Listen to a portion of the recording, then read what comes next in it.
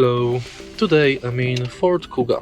In this video I'll show you how to stop and start the engine.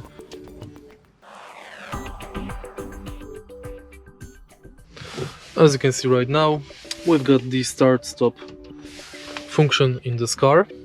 To start the car, press brake and clutch in manual version and only brake in automatic gearbox version. Now press engine start-stop function. Now the engine is on. To stop it, simply press start-stop button again.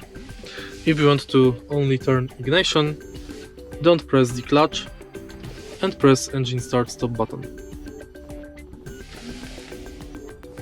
And that's basically it. If you find this video helpful, please leave like, comment and subscribe.